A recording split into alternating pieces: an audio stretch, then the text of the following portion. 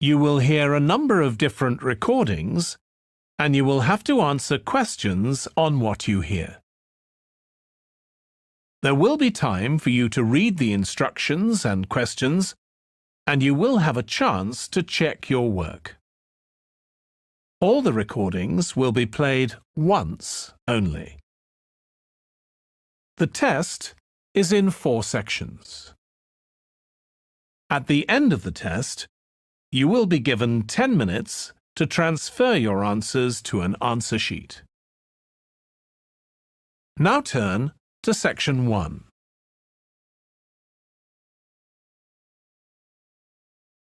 Section 1. You will hear a man inquiring in a tourist centre about activities suitable for families. First, you have some time to look at questions 1 to 4.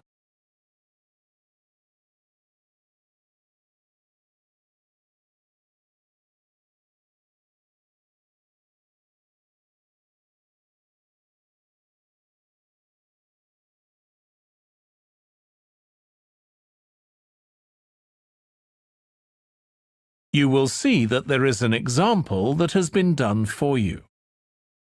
On this occasion only, the conversation relating to this will be played first.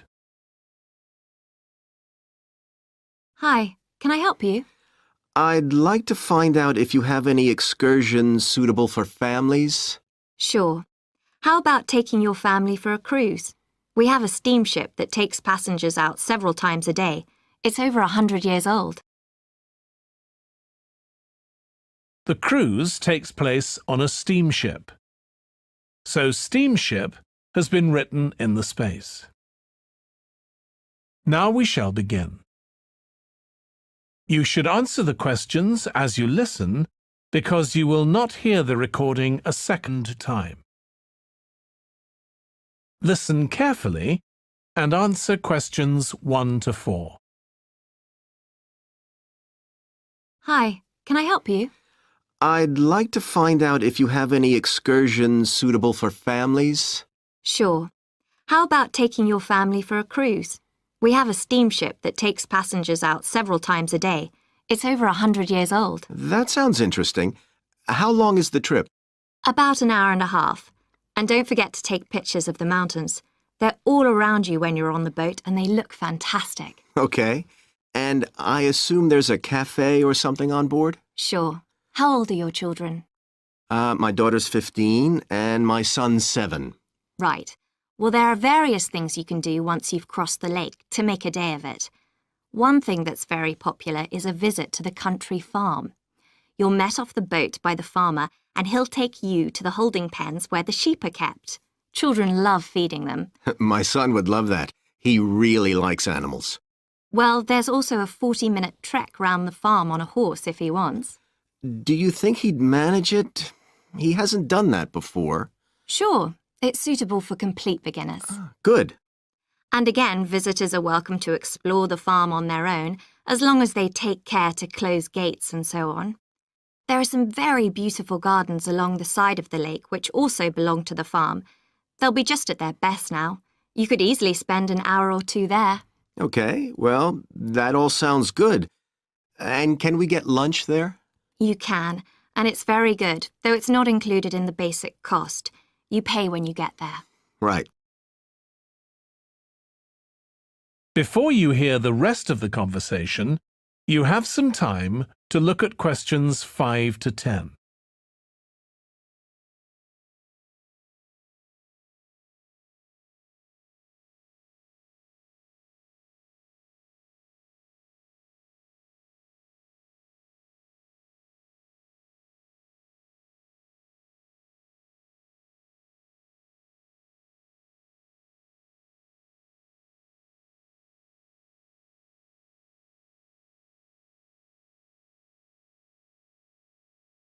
Now listen and answer questions 5 to 10. So, is there anything else to do over on that side of the lake? Well, what you can do is take a bike over on the ship and then go on a cycling trip. There's a trail there called the Back Road, You could easily spend 3 or 4 hours exploring it, and the scenery's wonderful. They'll give you a map when you get your ticket for the cruise. There's no extra charge. What's the trail like in terms of difficulty? Quite challenging in places. It wouldn't be suitable for your 7-year-old. It needs someone who's got a bit more experience. Well, my daughter loves cycling, and so do I, so maybe the two of us could go, and my wife and son could stay on the farm. That might work out quite well. But we don't have bikes here. Is there somewhere we could rent them? Yes, there's a place here in the city. It's called Ratcheson's. I'll just make a note of that. How do you spell it? Ratchesons.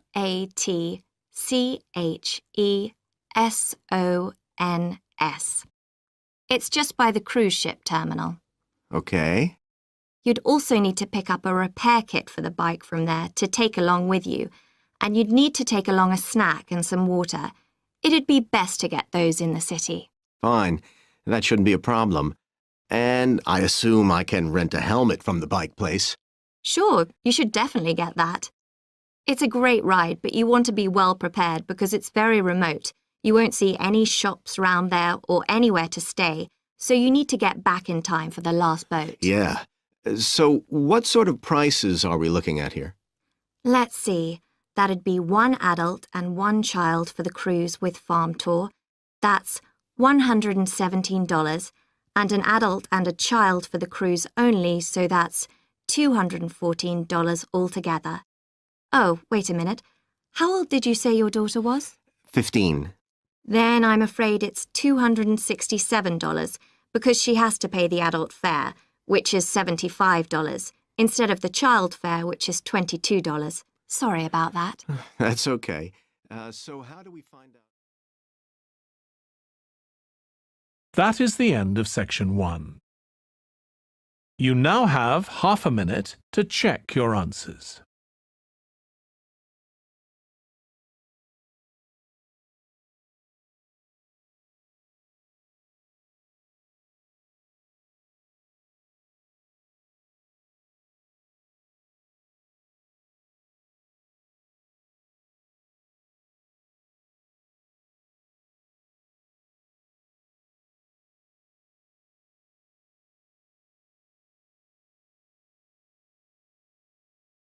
Now turn to section 2.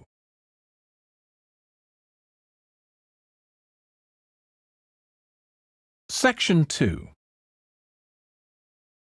You will hear a restaurant manager talking to a small group of new staff who are starting work as kitchen assistants in a restaurant. First, you have some time to look at questions 11 to 16.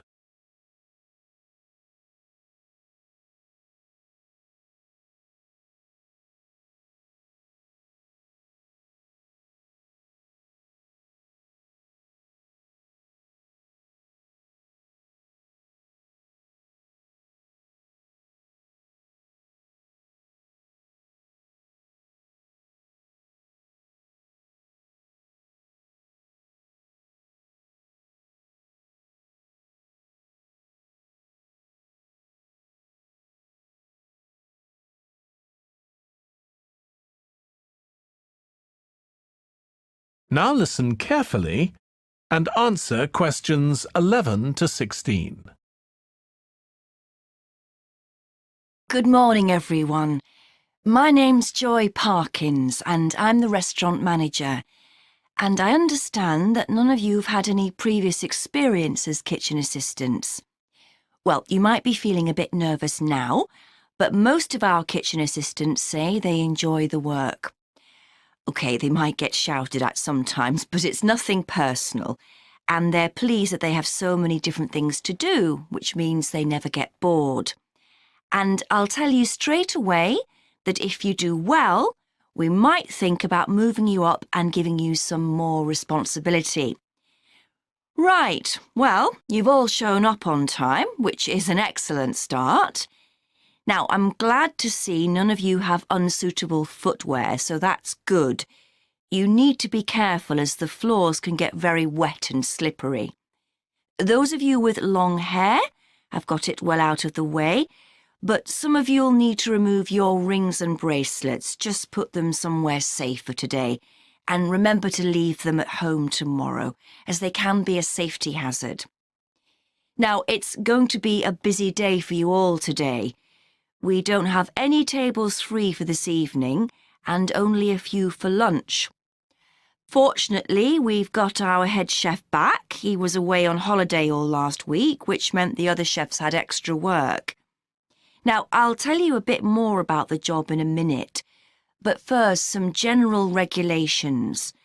For all of you, whatever your age, there's some equipment you mustn't use until you've been properly trained, like the waste disposal system, for example, for health and safety reasons.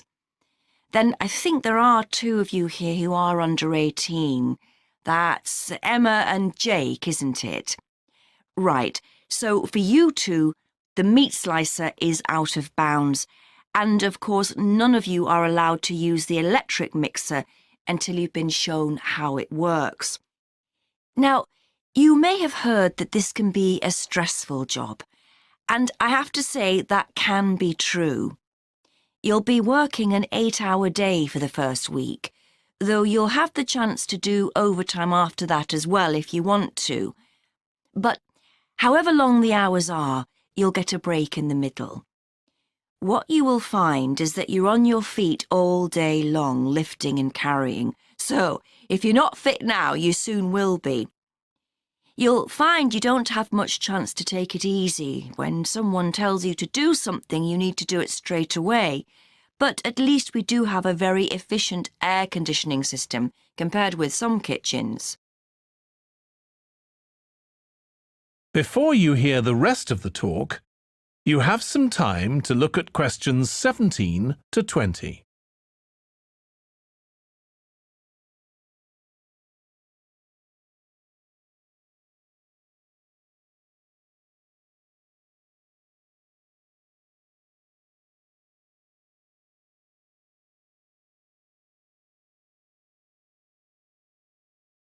Now listen and answer questions 17 to 20. Now, let me tell you about some of the people you need to know. So, as I said, I'm Joy Parkins, and I decide who does what during the day and how long they work for. I'll be trying to get you to work with as many different people in the kitchen as possible, so that you learn while you're on the job. One person whose name you must remember is David Field. If you injure yourself at all, even if it's really minor, you must report to him, and he'll make sure the incident is recorded and you get the appropriate treatment. He's trained to give basic treatment to staff himself, or he'll send you off somewhere else if necessary. Then there's Dexter Wills. He's the person you need to see if you smash a plate or something like that. Don't just leave it and hope no one will notice. It's really important to get things noted and replaced, or there could be problems later. And finally, there's Mike Smith. He's the member of staff who takes care of all the stores of perishables. So, if you notice we're getting low in flour or sugar or something, make sure you let him know so he can put in an order. OK, now the next thing we need to cover. That is the end of section 2. You now have half a minute to check your answers.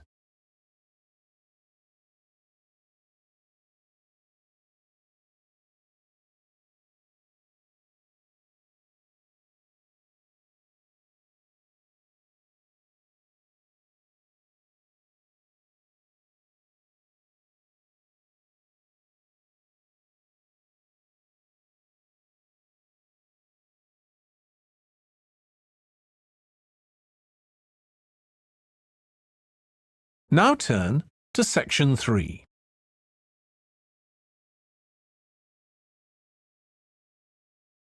Section 3. You will hear 2 students called Trudy and Stuart, who are both studying to be librarians, discussing a paper that they are going to write together. First, you have some time to look at questions 21 to 23.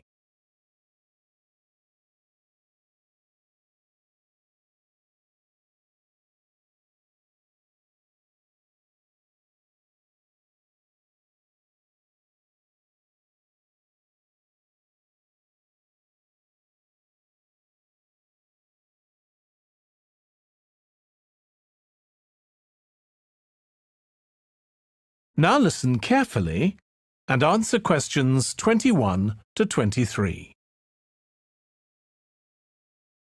OK, Stuart, we need to start planning our paper on public libraries. Have you thought of an angle yet? Well, there's so much we could look into. How libraries have changed over the centuries, for instance, or how different countries organise them. What do you think, Trudy? Maybe we should concentrate on this country and try and relate the changes in libraries to external developments, like the fact that far more people can read than a century ago, and that the local population may speak lots of different languages. We could include something about changes in the source of funding too. Yes, but remember we're only supposed to write a short paper, so it's probably best if we don't go into funding in any detail. Right. Well, shall we just brainstorm a few ideas to get started? OK. We obviously need to look at the impact of new technology, particularly the internet. Now that lots of books have been digitalised, people can access them from their own computers at home. And if everyone did that, libraries would be obsolete. Yes. But the digitalised books that are available online for free are mostly out of copyright, aren't they? And copyright in this country lasts for 70 years after the author dies. So you won't find the latest bestseller or up-to-date information. That's an important point. Anyway, I find it hard to concentrate when I'm reading a long text on a screen. I'd much rather read a physical book. And it takes longer to read on a screen. Oh, I prefer it. I suppose it's just a personal preference. I expect the libraries will go on evolving in the next few years. Some have already become centres where community activities take place, like local clubs meeting there. I think that'll become even more common. I'd like to think so. And that they'll still be serving their traditional function, but I'm not so sure. There are financial implications after all. What I'm afraid will happen is that books and magazines will all disappear and there'll just be rows and rows of computers. They won't look anything like the libraries we're used to. Well, we'll see. Before you hear the rest of the discussion, you have some time to look at questions 24 to 30.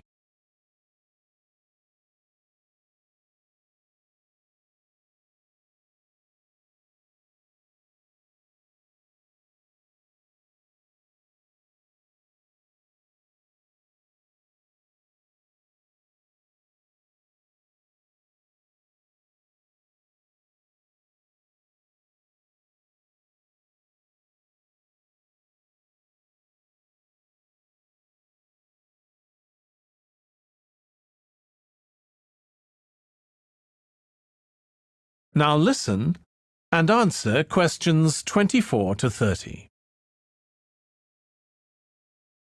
I've just had an idea.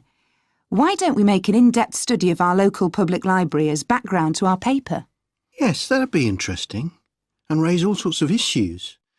Let's make a list of possible things we could ask about, then work out some sort of structure. For instance, we could interview some of the staff and find out whether the library has its own budget or if that's controlled by the local council. And what their policies are. I know they don't allow food, but I'd love to find out what types of noise they ban. There always seems to be a lot of talking, but never music. I don't know if that's a policy or it just happens. I've often wondered. Then there are things like how the library is affected by employment laws. I suppose there are rules about working hours, facilities for staff and so on. Right. Then there are other issues relating to the design of the building and how customers use it, like what measures does the library take to ensure their safety? They'd need floor coverings that aren't slippery, and emergency exits, for instance. Oh, and another thing, there's the question of the kind of insurance the library needs to have, in case anyone gets injured. Yes, that's something else to find out. You know something I've often wondered? What's that? Well, you know they've got an archive of local newspapers going back years. Well, next to it, they've got the diary of a well-known politician from the late 19th century. I wonder why it's there. Do you know what his connection was with this area? No idea. Let's add it to our list of things to find out. Oh, I've just thought. You know, people might ask in the library about local organisations, like sports clubs. Well, I wonder if they keep a database, or whether they just look online. Right. I quite fancy finding out what the differences are between a library that's open to the public and one that's part of a museum, for example. They must be very different. Then something else I'd like to know is... That is the end of section 3. You now have half a minute to check your answers.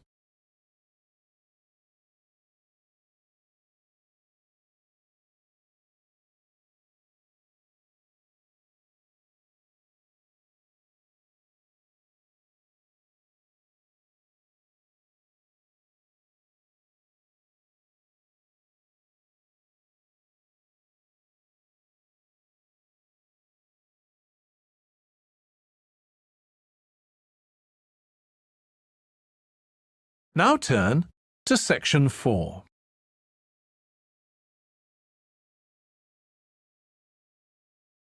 Section 4. You will hear part of a lecture for business students about business values. First, you have some time to look at questions 31 to 40.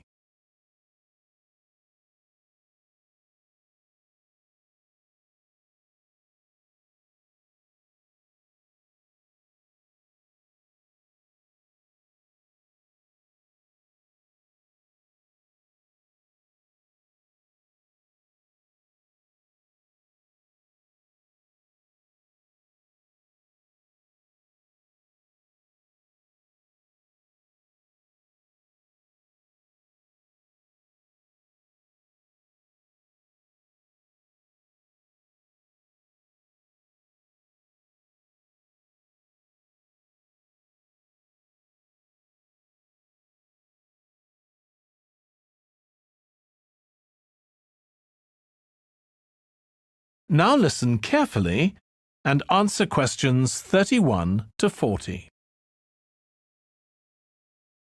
In public discussion of business, we take certain values for granted. Today, I'm going to talk about 4 of them: collaboration, hard work, creativity, and excellence. Most people would say they're all good things. I'm going to suggest that's an oversimple view. The trouble with these values is that they're theoretical concepts, removed from the reality of day-to-day business. Pursue values by all means, but be prepared for what may happen as a result. They can actually cause damage, which is not at all the intention. Business leaders generally try to do the right thing, but all too often the right thing backfires if those leaders adopt values without understanding and managing the side effects that arise. The values can easily get in the way of what's actually intended. Okay, so the first value I'm going to discuss is collaboration. Let me give you an example. On a management training course I once attended, we were put into groups and had to construct a bridge across a stream, using building blocks that we were given. The rule was that everyone in the team had to move at least one building block during the construction. This was intended to encourage teamwork. But it was really a job best done by one person. The other teams tried to collaborate on building the structure and descended into confusion, with everyone getting in each other's way. Our team leader solved the challenge brilliantly. She simply asked everyone in the team to move a piece a few centimetres to comply with the rule, and then let the person in the team with an aptitude for puzzles like this build it alone. We finished before any other team. My point is that the task wasn't really suited to team working, so why make it one? Teamwork can also lead to inconsistency, a common cause of poor sales. In the case of a smartphone that a certain company launched, one director wanted to target the business market, and another demanded it was aimed at consumers. The company wanted both directors to be involved, so gave the product a consumer-friendly name, but marketed it to companies. The result was that it met the needs of neither group. It would have been better to let one director or the other have his way, not both.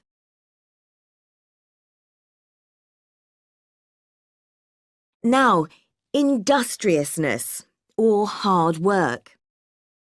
It's easy to mock people who say they work hard. After all, a hamster running around in a wheel is working hard and getting nowhere. Of course, hard work is valuable, but only when properly targeted. Otherwise, it wastes the resources that companies value most, time and energy, and that's bad for the organisation. There's a management model that groups people according to 4 criteria: clever, hard-working, stupid, and lazy. Here, lazy means having a rational determination not to carry out unnecessary tasks. It doesn't mean trying to avoid work altogether. Most people display 2 of these characteristics, and the most valuable people are those who are both clever and lazy. They possess intellectual clarity and they don't rush into making decisions. They come up with solutions to save the time and energy spent by the stupid and hard-working group. Instead of throwing more man-hours at a problem, the clever and lazy group looks for a more effective solution. Next, we come to creativity. This often works well. Creating an attention-grabbing TV commercial, for example, might lead to increased sales. But it isn't always a good thing. Some advertising campaigns are remembered for their creativity without having any effect on sales. This happened a few years ago with the launch of a chocolate bar. Subsequent research showed that plenty of consumers remembered the adverts, but had no idea what was being advertised. The trouble is that the creator derives pleasure from coming up with the idea and wrongly assumes the audience for the campaign will share that feeling. A company that brings out thousands of new products may seem more creative than a company that only has a few, but it may be too creative and make smaller profits. Creativity needs to be targeted to solve a problem that the company has identified. Just coming up with more and more novel products isn't necessarily a good thing. And finally, excellence. We all know companies that claim they strive for excellence, but it takes a long time to achieve excellence. In business, being first with a product is more profitable than having the best product. A major study of company performance compared pioneers, that is, companies bringing out the first version of a particular product, with followers, the companies that copied and improved on that product. The study found that the pioneers commanded an average market share of 29%, while the followers achieved less than half that, only 13%, even though their product might have been better. Insisting on excellence in everything we do is time-consuming, wastes energy, and leads to losing out on opportunities. Sometimes second-rate work is more worthwhile than excellence. Make sure it's excellent sounds like a good approach to business, but the just get started approach is likely to be more successful. That is the end of section 4. You now have half a minute to check your answers.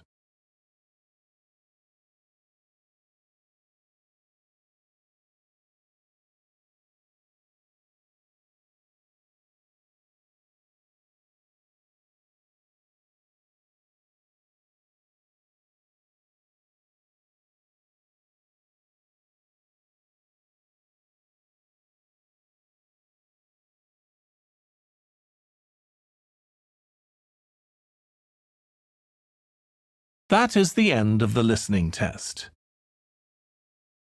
In the IELTS test, you would now have 10 minutes to transfer your answers to the answer sheet.